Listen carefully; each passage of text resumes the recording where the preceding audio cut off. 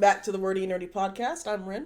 I'm John. And today we are going to talk about Squid Game Season 3. If you want our thoughts about Squid Game Season 1 or Squid Game Season 2, we recorded a podcast about 6 months ago. And now we're talking about the final season that the director fast-tracked. The Seasons 2 and 3 were basically just two halves of the same season. I mean, they were technically two seasons, but they were basically one season split into two, which meant that they were able to get it out a lot faster than a lot of the shows, which these days take like 2 years to get out, pretty much, which has been nice.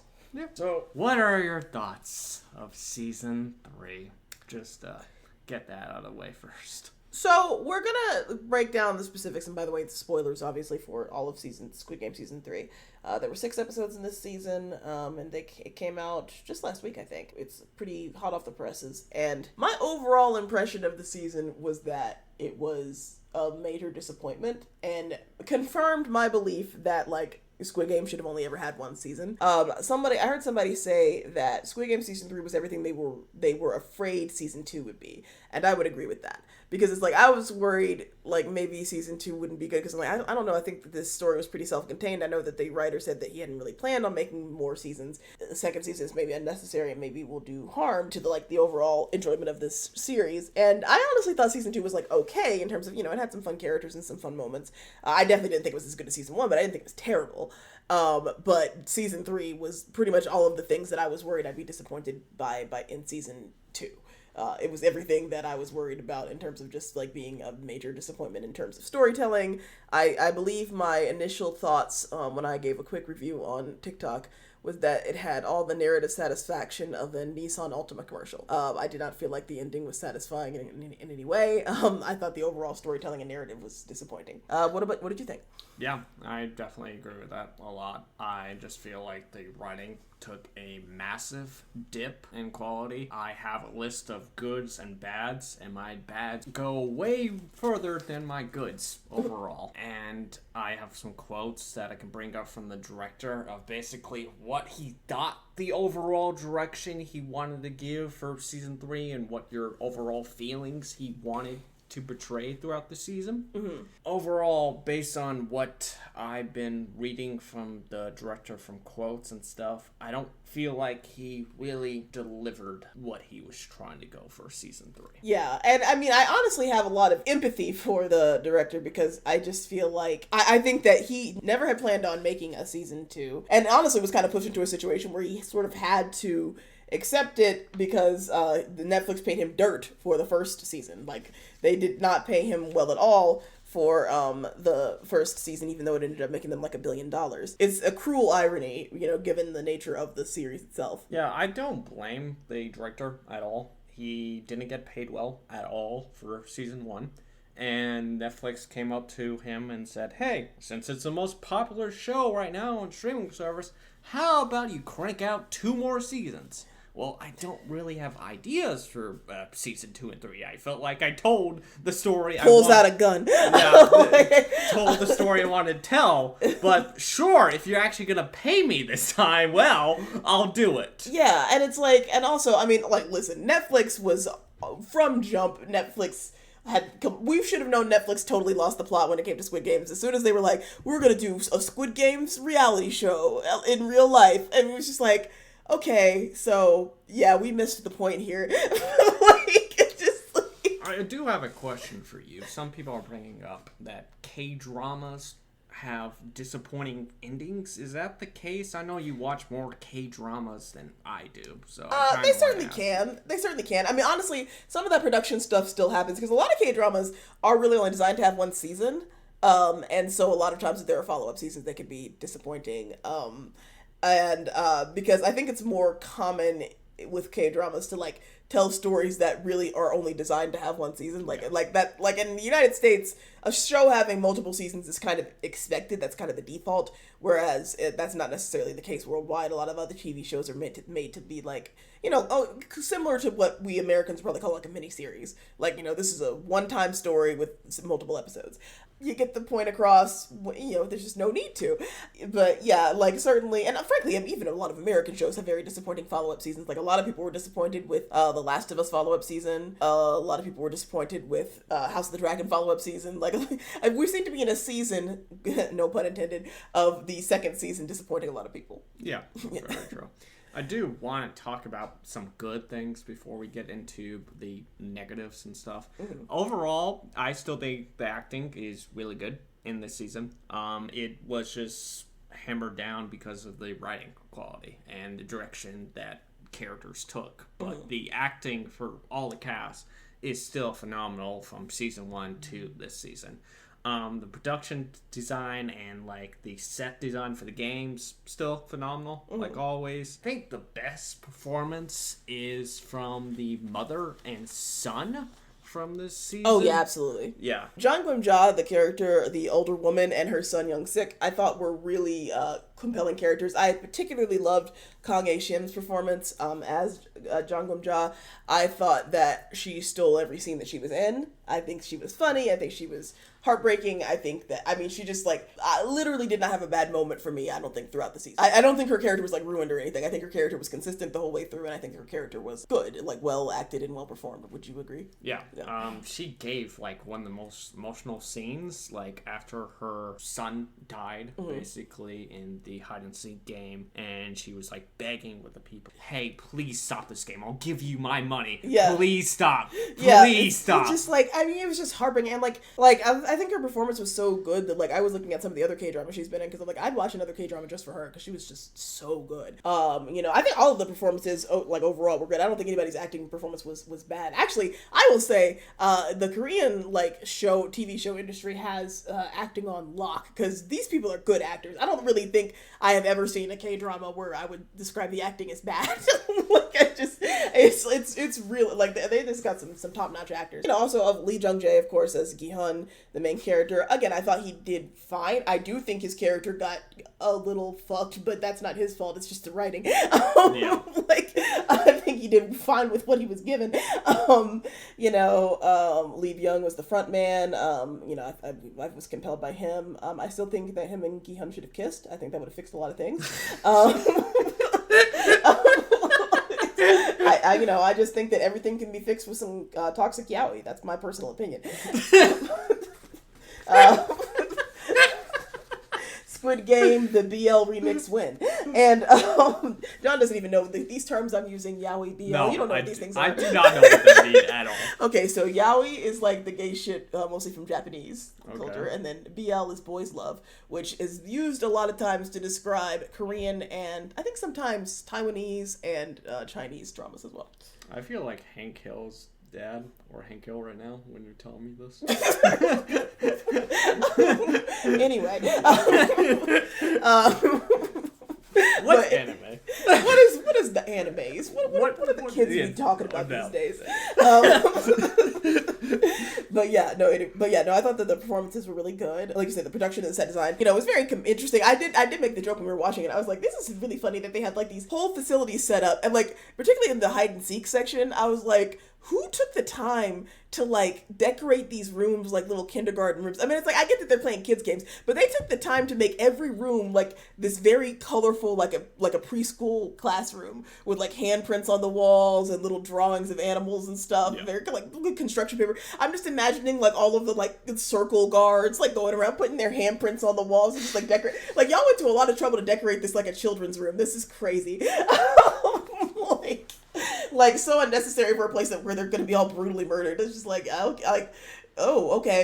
did you think of the games this season? Because someone asked me about that, and I was like, yeah, I don't think the games were nearly as good as they were the first season. So, I thought there was one good game, and then the rest weren't that good.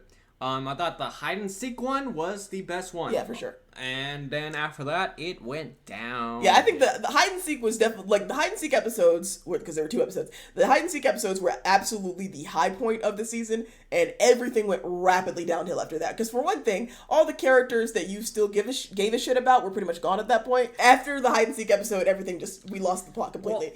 Well, I feel like he kind of heard some of the complaints for season 2, because we had a complaint about none of the characters we cared about died at all in season 2. Yeah. And then it felt like immediately for the first game out of the gate for season 3, he killed so many people, like people that did not need to die in that episode. I completely understand having some emotional character that we care about dying in a game. That's kind of what the show is. Yeah. But I feel like he could have spread it out a little more, because like the most emotional impact for that game was the son's death. And then he went out of the way to kill a couple more people that I didn't really like that he killed. The main person that he killed that me and Ren disagree is the transgender character. Yes, I believe her name is, well, like, I call her Uni because that's what she was, that was her nickname that one of her friends in the first season called her. But Hyunju, like, first of all, Hyunju was one of my favorite characters. I really loved her. Like, I loved her character. You know, like, pretty much from the moment she was introduced and everything she did, she was such a badass. She was like next to Gi-hun, I think she was like my top character. I was like, frankly, if Gi-hun dies and she wins, I'll be fine. Because like she was just, I don't know, she was about that life. Like, she was one of the first people that like joined the rebellion. She got the guns. She's like, I think I knew that I loved her when she was teamed up with that like shaman lady who kept talking about the gods or whatever, and they were trying to play the game. They had to like be tied together and they each had to play the game or whatever to move forward to the next round. And then the lady starts like freaking out and she's like, oh my god, I don't know what to do. Da-da-da. And then she like slaps her in the face and she says, if you don't do this shit, I'm gonna kill you before your gods get to you. I was like, you know what, queen. And like her character didn't like massively change in season 3. She, in fact, like before she died, she had like a couple hand-to-hand fight scenes, which were really cool and amazing. And like even the one like she one of the like the seekers, she fought off one of the seekers, killed him with her bare hands, and then another seeker came up and she's like wiping the blood off her face, and then he looks at her and he's like, you know what, I don't want these problems, I'm just gonna find somebody else. And she was there for like when one of the characters were giving birth and everything. Yeah. She did not change as a character. The problem is how she died, basically. And she died in a very anticlimactic way that was mostly for the sake of, like, inserting more drama into a relationship between, a relationship that we already didn't care about that much. And, like, I felt like it was so unnecessary because, like, don't get me wrong, I knew she would die at some point, but I think that she should have died in another game or something. It just felt very unceremonious. It felt like she as a character deserved more than to just be stabbed in the back by some bitch-ass boyfriend and then, like, just die. She didn't even have a last moment. She didn't have any final words or, like, significant final words or, like, any just a moment of anything. It was just like, she found the exit, she had a chance to escape, but then she decided to go back for the pregnant girl and the old lady, and then she was stabbed completely unnecessarily. When, like, she was clearly, because like the girl's ex-boyfriend or whatever, her baby daddy, was saying like, oh, I'll find, you know, once I kill these people or whatever, but he had no reason to kill Uni because he already killed somebody. He killed several people at that point, and also like Uni was obviously helping his girlfriend and like was their friend, and like maybe he didn't see her, but like it still was super unnecessary to kill her. So it was just like, she could have died, I think, more impactfully in a different game, like maybe trying to help her over the bridge or something like that. Yeah. But like, it didn't make any sense. The problem with me is like, oh my god, the baby daddy, I don't know what happened to his character. I hated him so much. Like as soon as he killed Thanos in the previous season, he started getting bloodthirsty for no reason at all. And and his motivations were like, people say like, oh, well, he never actually liked his girlfriend and he never wanted the baby. He just wanted her money. And like, yeah, I get that, but like there were moments where she wasn't around and he was still acting like he cared about her. Yeah. So like, I think they wanted us to think that he cared about her at least a little bit. But then like up in the last game, like, well, before the last game when his baby's there, the older woman and then Gi-hun is like, they're spending more time they're taking care of his baby after his baby mama dies. Like, he doesn't do jack shit for that baby. He doesn't even come over and say hello. And then and then he's like joined with the guys that like are plotting to murder that fucking baby. And then he kind of flips and he's like helping Gi-hun kill the other guys, and he's like, oh no, I'm on your side, I want to kill the baby or whatever. And like, okay, like maybe he was just like faking it. But then he gets to the last platform and he's like, I'm gonna throw this baby over. And I'm just like, what the hell? What are your motivations? I don't get him as a character at all. Like, he just flip-flop so many times throughout this season. Oh, I care about the baby. Now I don't. I care about the baby. I want to kill people. I care about the baby. And I know he didn't really care about the baby that much because, like, I know that he had wanted the girl to get an abortion or whatever. But even if you're going to say, like, oh, he got greedy or whatever, it's like, well, I mean, you would have had access to the baby's money because, like, she's a baby. What is she going to do with it? Like, you could have just left with the baby, like, as her guardian because... I mean, I don't see why not, like, you're her dad, and, like, you could have taken the money, because she won't be able to spend it. Hell, you could have taken her money and then probably just put her up for adoption if you didn't want her. I just think all of those would make more sense and would maybe make you feel less bad than, like, throwing your own fucking baby, just yeeting her into the ether. I just was super unnecessary. God, I like, one of the worst scenes I thought was during the final game, where he just pretty much... assumed Gi-hun had like a crush on the mother or had a relationship. So like that whole thing was so weird because like multiple people, it was like they cut that to the VIPs and then also some of the players. Like several people kept saying because Gi-hun was like the only person left that was trying to keep the baby alive because its mother had died. Gwamja's last request to Gi-hun was please take care of the baby and the mother because it was shortly after the hide and seek where she had been forced to kill her own son and she was basically like, well, she didn't directly say that she was about to fucking kill herself, but she did fucking kill herself. And, but she was just like, I need you to promise that you'll take care of them or whatever. And so after she was gone and after the mom died, like the only person left around taking care of that baby was Gi-hun. And everyone was like, what's wrong with this guy? He must be some kind of crazy person for taking care of this baby. He doesn't even know this baby. Why, it must be that he was like, he had a crush on the baby's mom, or maybe they had an affair, or maybe he's actually the father. And I'm like, I don't know, he could have just not wanted a baby to be brutally murdered. I feel like that's pretty normal, actually. I feel like that's a normal response out of any human being. Frankly, I think it's harder to believe that so many of y'all are this okay with murdering a baby. Like, I understand y'all are like greedy or whatever, but like, also people tried to make excuses for those fuck ass NPCs who ended up in the last game. But that's another thing I didn't like is that most of the last round, people in the last round were people we did not fucking know. But like, people tried to make excuses like, well, no, they weren't trying to hurt the baby because they were cruel. You know, they were just desperate and trying to survive. But it's like, they voted to continue the games. They could have stopped the games.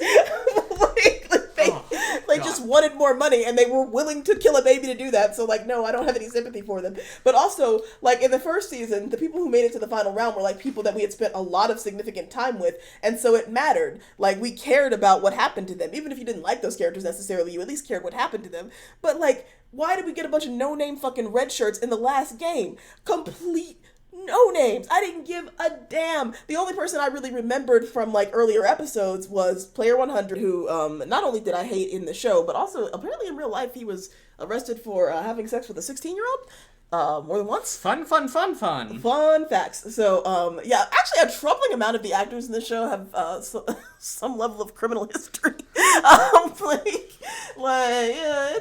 It's concerned. And most people know like that the guy that played the old guy in the first season had sexual misconduct allegations, I think. But anyway, that was one of the characters that was left in Player 333, and I didn't really care about either of them. And then the rest of the people were just no names. I didn't know who those people were. I think the final game is probably the worst game they ever had. I hate it. Honestly, it just felt like a huge shark jump because it was just like they were like, okay, well the final game of the first Squid Games was the Squid Game. So how do we like up the ante for it instead of just doing the Squid Game again? Well, let's make it Squid Game but in the sky. So it's just like Squid Game but it's on a giant platform and you fall to your death, which isn't even that fundamentally different from like the challenge that was right before that was the jump rope thing. Yeah. Like the jump rope thing was another like thing that happens up on a big platform and you can fall. I'm like, it's like, God, y'all really thought about this one long and hard, I guess.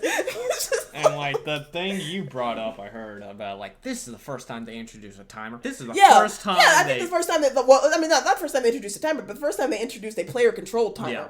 Like the rest of the time, it's like you have a certain time frame to do this stuff. But like in this case, it's like, oh, you have to press a button. The players have to choose to press a button to start the timer to start the game. And you can tell the only reason that they did that was to create a situation where like Gi-hun had to die because they had to make it so that like somehow he and the baby were the only people left on the platform at the end, and where the other deaths wouldn't count. So the only way to make it so the other deaths wouldn't count is to make it so you had to hit the timer to make stuff happen. It was just like such a contrivance, and for, just to create this faux drama where Gi-hun sacrifices himself for the baby, and it's just like it did not feel earned at all. I think another thing I really dislike like is that before that episode, he finally realized that the front man played the game with him. And they were having this conversation, or preparing to have this conversation. And Ginny-Han just stood there silently with a knife. And there wasn't really a discussion back and forth. But basically, the frontman was like, hey, you should go back into the room and kill all those other horrible people. I mean, he did try to kill that guy.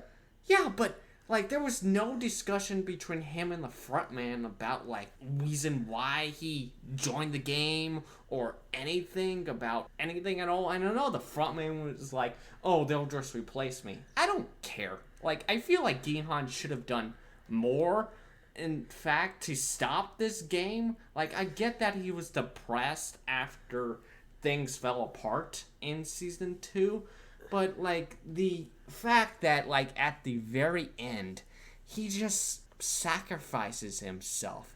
I feel like it would have been more impactful if he just didn't. He didn't let that people happen. He's a very suicidal character. And, like, I just think it's a horrible message for a character that's suicidal just to give up and die. Yeah, I mean, I think that the idea, like, I don't like when moral is basically telling a character who is suicidal and thinks there's no point in living, like, yeah, that's correct. You actually, killing yourself is the right choice. I don't think that that's a good message at all. And also, like, to the point of, like, of him meeting with the front man or whatever with the knife, yeah, he threatens to, he gets angry and he almost kills them and he's like, you can kill me, but I'll be replaced. But, like, so what? Because, like, think about it. The first and second season, when he faces off against, like, the recruiter, he plays that Russian roulette or whatever, and he's like, even if I die, it doesn't matter, I'll be replaced. And, like Gihan still, like, entered into a game where he died. He didn't want that guy to die. Like, it's like, I don't care, you've personally wronged me, I want you to suffer. Like, it's like, yeah, you might get replaced, but I can at least get my lick back as far as you're concerned. Yeah. And, like, I don't know why Ginhan suddenly grew this personality in Season 3 where he wanted no one to die, even people that clearly I'm sorry. Like, that whole thing pissed me off so bad when he was like, you can kill, you can kill all these old people or whatever, or you can kill all these other players, in their sleep, and he's like, no, that he almost does it, and he's like, no, that would be wrong. I'm like, I'm sorry, but, like, you hunted down and murdered a man in, like, the hide and seek episode because you were angry with him for your plan failing. Even though, like, yeah, he bitched out, but he at least tried to help you. Meanwhile, that old guy has been actively, like, antagonizing and starting fights this whole fucking time. You know for a fact that he's gonna try to kill you and a baby tomorrow, and you swore to protect this baby, and yet it's wrong to kill him. You hunted a man down and killed him with your bare hands for the sin of making a human mistake, but then the guy that you know for a fact is trying to kill you, nah, it would be bad to kill him. Like, what? Don't even get me started with that whole lunchbox situation about how they beat up someone and they were, like, prepared to sacrifice him on the third final skybox of the Squid Games, but they decided, you know what? Let's just kill everyone on the second platform. And again, it's like, Gihan, again, because like, everyone was pretty much like, hey, we'll just beat this one random guy up and toss him off the platform, and then we can all live, and we'll all split the money up. And I don't know why Gihan didn't agree to that. He's like, no, this is not the way. I'm like, dude,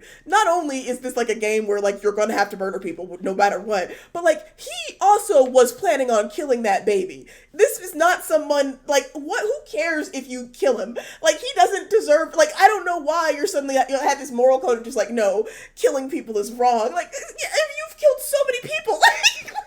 And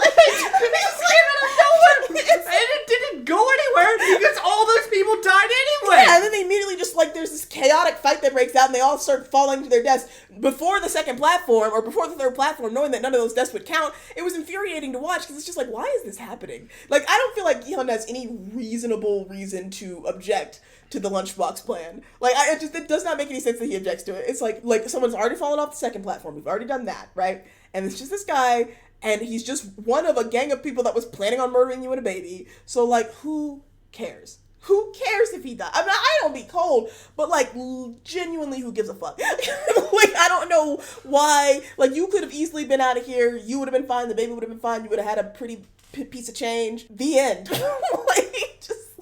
And, like, the other thing that pissed me off a lot for Season 3, cop storyline. God, what a waste of time. Ever since Episode 3 of Season 2, He's been on this journey to find this island, to talk to his brother, to get to know the reason why he's the front man. And that led to nothing. I cannot Not even a conversation. believe. Not even a conversation. They did not even have an additional conversation. At first, I thought maybe he thought his brother was like a contestant or something. But then I remember, no, that's what he thought in the first season. Yeah. He thought his brother was like a victim, and then he came to find out that his brother was actually like a perpetrator, and he was like, wait, what the fuck? And then his brother shot him, and he whatever. And so I'm just like, the whole time he's trying to find the island, he's like, my brother's there. But at this point, it's not because he thinks his brother is like an innocent victim. He knows for a fact that his brother is not, and he still wants to find him. He shows up. He spends the whole time trying to get there, only to get there in the last episode, shoot out a window, yell at his brother, and then immediately swim away while the island exploded. They never even had another conversation. Like, the only thing he said is why. What? That's it? Like, why? And the dude was just like barely looked at him, was just like, oh, I'm taking this baby now, I guess. And then for some reason, for reasons that I can't begin to fucking comprehend, In-ho, the front man, he takes the baby who wins the game at the end, which is stupid, and he takes the baby and I guess just raises it for 6 months, and then drops it off at his brother's house. Yep. 6 months later, for reasons that I can't begin to comprehend. The mother doesn't even know this character at all. No, not at all. Like, why would you give it to this character that has never expressed being a father? No, he doesn't even know. I mean, the only reason he would know where the baby came from, I guess, is because of the card that he left with her. But like, it's just like, why are you giving it to this random man? I mean, I thought they were going to give it to that North Korean defector girl who played the guard that was like kind of going rogue or whatever, because she wanted to be reunited with her kid, and at first she thought her kid was dead, so I thought, oh, maybe she'll just end up adopting this baby. Now, I want to say for the record, I don't love the plot. I don't love the trope of giving a woman a baby to fix her. Cough, cough, Arcane, cough, cough, many other shows, but but I did think that was what they were gonna do, and that would at least make a little bit of sense. But like, giving it to Jung-ho was just what. I do want to say that North Korean storyline, I thought it got better, honestly, I did, in season 3. Like, her motivations at least became a little bit clearer. Yeah. And, like, that was, like, the last thing I was kind of invested in, being honest.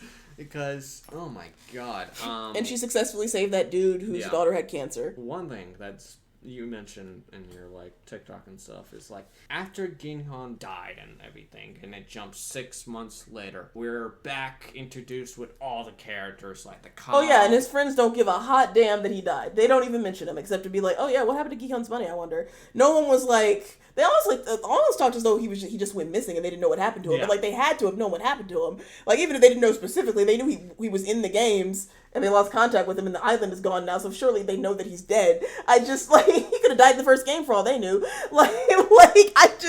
I think it was weird that they were just sitting around laughing and talking like the Avengers shawarma scene at the end of the fucking first Avengers movie. Like nothing. It's like, oh haha, you got arrested, lol. Oh, you had one job. Just like joking around. I'm like, your friend is dead. Does anyone have any thoughts on that?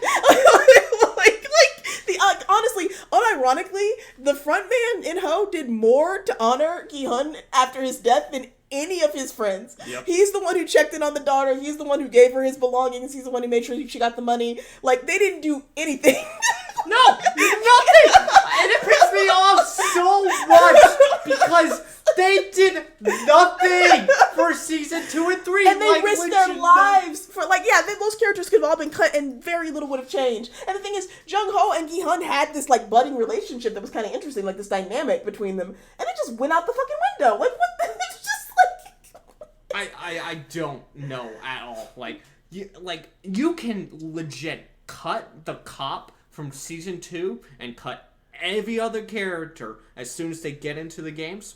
Would not change the story. No. Would not change a single thing. And it made me so mad because they spent so much time. They spent so much time. Oh my god. Literally every time it cut back, I just pulled out my phone and started looking at Facebook. I was like, every time it cut back to them on that fucking boat with that fucking old guy that was obviously evil, I'm like, okay, whatever. Who cares? Like, this is going nowhere. And then, honestly, and also, worst detective in the world, right? Because the captain who ended up like working for the front man or whatever, so he's like intentionally like misleading them or whatever and making sure they don't find the thing. So when they narrow down a few sections where the island could be, the captain circles one area and he's like, well, it's probably not here because there's fishing boats and currents and stuff, so it wouldn't be here. And at that point, okay, fine, they trust him. But then later they find out that he is a double agent and whatever, and like him and Jun-Ho get into this fight. Jun-Ho kills him with like a harpoon gun or whatever, and so then it's just him and one of the mercenaries left alive, and they're like, so what do? We got to find this island. And they're like, okay, but we don't have any leads or whatever. And then like in an agonizingly slow period of time, Jun-Ho like, wait a minute. And then he like goes to the map, and then he remembers the captain being like, oh, it totally wouldn't be in this area. And he's like, oh, what if he was lying? Dude, like fucking Nancy Drew books have more complex mysteries than that. Of course he was lying. You know he was evil, so of course he was fucking lying. What the fuck? That would have been the first thought. Like, oh yeah, where is it? Probably the place where the guy we know now was working for the bad guys told us it wasn't. Fucking duh. So, the one thing I do want to bring up, this is like a quote from the director from basically what he wanted season 3 going in. Coming into season 3 because the economy system has failed us and the politics have failed us. It seems like we have no hope. What hope do we have as a human race when we can no longer control our own greed? I want to explore that. I just kind of got the impression that he's depressed. Like he's just like sort of depressed at the bleak post-capitalist reality that we all live in, and who the hell isn't really? But I think it just came through in the writing a lot. Like I think he just is feeling hopeless, and therefore the writing became sort of hopeless. Not necessarily because it was meant to be narratively uplifting, but because it just reflects his emotional state when he was writing it. I mean, because again, he was writing a season after basically being strong-armed into it because of financial needs, so I really just felt like that was bleeding through a lot of the writing, just his bleak hopelessness of it all, which again, relatable, understandable, but it did make for rather a disappointing season of television. I'm not saying I wanted or expected the show to have a happy ending, because, it's just by nature a really tragic thing, but I think that it could have been more narratively satisfying than it was. He even admits it himself. He depressed working through Squid Games and stuff. But I have to be honest, I think I became more cynical working on Squid Game. This is a quote directly from him. Yeah. And so back to what Ginhan's death, he went into more details about what the "we are humans" thing, basically thing. So I wanted to end it with "we are not horses, we are humans," but I wanted to continue with "as humans, this is what we should do. As humans, this is how we should be. And starting now, it's now how we can turn the world around for the better." But as I wrote it, I thought it'd be better to do it with his actions, basically. Mm-hmm. I didn't really get the sense of that. Yeah, exactly. I don't think that came through. Because I know that he also said something about, like, the future generation or whatever will save us or something, and that's why the baby ended up being the one who survived. I'm like, okay, I don't... First of all, I don't really like that sentiment in general. I also don't think it was communicated well.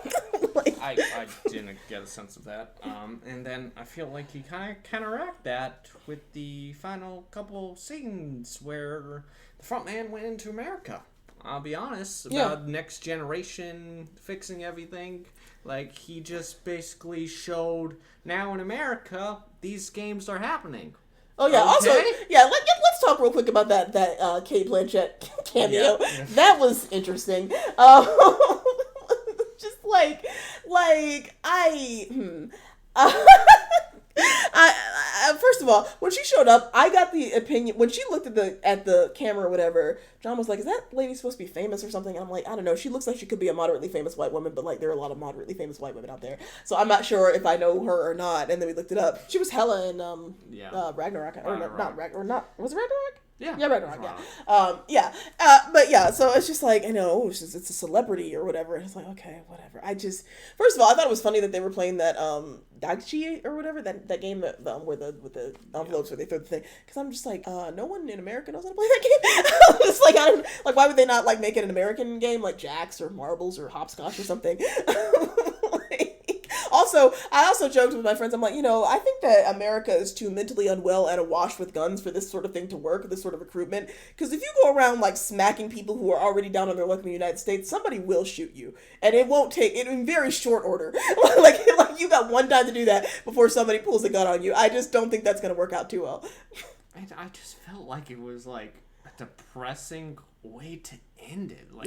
Like, okay, none of the sacrifice. Well, because it's a spin-off. Like, they're setting up the spin-off. Like, oh, look, there's still Squid Game in America. Stay tuned for Squid Games New York, Squid Games Los Angeles, Squid Games London, Squid Games Paris, Squid Games Hong Kong. I'm like, okay, I knew we lost the plot, but we really lost the plot. Like, it's depressing. Like, all those people who died in season 1, all those people who died throughout season 2 and 3, it didn't lead to anything. The games are still continuing. They're still going on. And the rich still don't get any consequences. No comeuppance for the rich. No anything. Just like, well. That's depressing. I mean, it just felt like the conclusion was, life sucks. And it will continue to do so while capitalism exists at the end. And it's like, maybe that's resonant, I guess, but like it's not very satisfying. And like I said, I wasn't expecting some big heroic Marvel movie ending or anything, but like I don't know, man. I think that we could have done it a little bit more better than this. Like I compared it to something like Hunger Games, where Hunger Games, was a bleak series, and it did not have a super quote unquote happy ending per se, but it still had a narratively satisfying ending. I think it's possible to have a narratively satisfying ending while still acknowledging that like all the problems in the world didn't just magically go away. And I don't think that they did that. Yeah, because Person Snow died. It at least led to like some people who caused all this pain for other people actually to face consequences. Yeah, and Coin died too. Yeah. And like one of my biggest pet peeves is like they had these VIPs introduced way too early in the season, I'll be honest. And also just a side note on the VIPs, good lord. I thought the VIPs were the worst characters of the first season. I thought they were deeply unfunny and the acting was shockingly bad. That is still true, and maybe even more so this season. The acting was shockingly bad for the VIPs. Most of them were like American. I think there was one Chinese woman. Like, not only was the acting terrible, like, the acting was fucking terrible. Oh my god. Also, the ADR was terrible. The ADR was so bad, I got confused. I was like, are they dubbing this woman? Because the woman who spoke Mandarin, like, she was speaking English, but, like, half the time her lips didn't line up with what she was saying at all because it was ADR. And it's just like, what did they just dramatically change her script, and so they had her like re-record a lot of the lines? I don't know what happened, but like half the time, even when the VIPs are talking and they're clearly talking in English, their lips don't line up with the shit that they're saying, and it's just like, what? Like, it was just, I know that the VIPs are like supposed to be bad or whatever, but like they could at least been like, I don't know, compelling. They were the most, oh my god, they were just so irritating and vapid and pointless and bad acting. And like, I don't mind if they're not compelling and stuff, or they're generic bad, but it has to lead to them actually facing consequences, or something happens with them, like something like they finally go to jail, or they finally face all... Or Gi-hun at least gets to like meet them or something. Or something. Like, it just, nothing happened. Basically, during the final part, Gi-hun sacrifices, they blow up the island, and all the VIPs seem to escape on another helicopter. They all just lived. All the rich people lived. All the poor people, all the people that suffer because of this game, died. I think it's crazy when people were saying that, at least Gi-hun ended the Korean games. Like, his sacrifice, accomplished something because it ended the games in Korea, at least. No, it didn't. I don't know why people are saying that. There's no indication that it ended the games in Korea. Sure, they got rid of that one island, but they were clearly prepared to evacuate that island. So there's no reason to think they don't have other places they can have those games. Like, all of the people who instigated the games are still alive. So, like, there's no reason to think they wouldn't continue doing it. In fact, the fact that they paid out the reward kind of proves that they would continue doing it. Because why wouldn't they? I mean, it's just like, why would you think that the games are over just because they had to leave that one location? Okay, they'll just find a new place. Yeah, even the director said, it was the end of the games and... Yeah, I think he said so. I think the director did say so. First of all, I'm a firm believer. I don't give a shit what the director says when the camera stopped rolling. And this is not just about Squid Game, it's about anything. I don't care if it's a movie, TV show, whatever. Any piece of media. what happens in the media is what happened in the media. That's what's canon. I don't give a fuck if the writer comes out later and says, oh no, this person was totally this. Fucking, oh, Dumbledore was gay the whole time. Oh, like, actually, this meant that. I don't give a fuck. Your art is what you put on the page. If it didn't happen with what you put on the page, I don't give a damn what you say. That is not what was communicated in the thing that we got. And, like, he had a chance to do it with, like, the front man being sympathetic with Ginghon and finally stopping the games entirely. I didn't get a sense that the front man went through that journey or anything. No, and also I don't get the sense that the front man had the power to do that even if he wanted to. Yeah. Because he was, because he's like, I'm just the guy, like, just find another guy if you kill me. Like, I don't think he even had the power to do that if that's what he had wanted to do. So it's just like, no, I don't give a fuck that he says, like, oh yeah, no, they totally are over in Korea. Whatever, dude. That's not what you said. That's not what happened in the show. So that's not canon. You can't just pull stuff out your ass after the show and be like, oh yeah, that's totally what I meant. No, that's not how it works. Oh my god, it was just so disappointing. Like, I do want to bring up one thing that did make me laugh and actually enjoy the show for a little bit. The fortune teller scene opened a door. She was all silent. And then she closed the door immediately and then started running off. And no, like, well, no, you gotta get the setup. So if she had, like, so the shaman lady, she had, like, these disciples who were like, we'll follow you, we believe you. Like, she's like, the gods will show me the way or whatever. So they followed her throughout the maze when they were in the hide and seek. And so she's like, the gods have shown me that this is the door for it. This is the exit or whatever. So she goes and opens the door and then she slowly closes it and calmly walks away. And then 2 seconds later, like, some of the seekers, like, bust up out of there and, like, start stabbing the disciples to death. And it's the funniest shit. Because she doesn't, like, yell. She doesn't run. She's just like, and I'm leaving. And it was so fucking... That was absolutely the fucking highlight. That was so fucking funny. Yeah. Which, again, why those episodes were the highlight of the season. Like, those were the 2 best episodes in the season. And then it all just went straight downhill. It went downhill. Like, the problem is, like, all the plots got summed up into this baby plot. Yep. That was the rest of the season. That fucking evil CGI baby alien, by the way. I know you looked it up to confirm. Yeah, that ugly ass CGI baby. Listen, there's a reason that a lot of movies and TV shows will cast comically too large babies to be newborns. Like, yes, do I make fun of it every time I see someone give birth to someone who's obviously 10 months old? Yes, but like, I know why they do it. It's because when you it's hard to film with an actual newborn, so then you have to give it some CGI fucking monstrosity. I think you compared it to the Twilight baby. Yeah, I did. like a horrible alien looking fuck baby with this uncanny valley ass mouth that kept moving in all kinds of weird directions. I'm like, this is horrifying. I would rather you have a doll. Just get a realistic doll. This is awful. And like, we both of us thought it was insane. Like, clearly we thought when the baby was born they're gonna take it and it's not. Yeah, we thought they're gonna just take the baby and put it in a daycare or something, and then like, hey, if you survive, we'll give it back to you, and if you don't, then we'll just like put it in an orphanage or something. But then and then the baby stayed, and then they were like, actually, the baby's a player now. And then when the baby survived, when went over the bridge, and the mom died, they were like, well, should we kill the baby? And they're like, no, actually, the baby technically crossed the finish line, so the babies will take its mom's place and be a player again. It's like, can we be so for real? Like, it just felt like we completely jumped the shark with that. Like, oh, okay, this is getting quite dumb. And it just took up so much of the things, and they kept on cutting back to that baby CGI, and it took me out of any emotions I would have felt for this scene. Maybe if it was a real baby, I would have felt more, but every time when it had a facial thing, it just took me out. And they kept cutting to its face. I'm like, like, there's a reason why a lot of times when they film a baby, they'll just like play crying sound effects and like have somebody holding a bundle where you can't see its face. Like, that's really easy to do. Again, get a fucking doll. Do what every church has done for, like, the fucking nativity plays since the dawn of time, and get a goddamn doll. And then just hide the face away and just pretend you're rocking a baby. The end. That's so easy. You do not have to give us this CGI monstrosity. It's awful. It's horrible. I hated it. Oh, one character I do want to bring up. That character that pretty much took Thanos' drugs and became high the entire rest of the season. What a waste of a character. Golly. They were like, he was like Diet Thanos, and Thanos was already like a diet version of the bullies from the first season. But like, boy, I didn't love Thanos, but he was way better than whoever that guy was. Oh my god.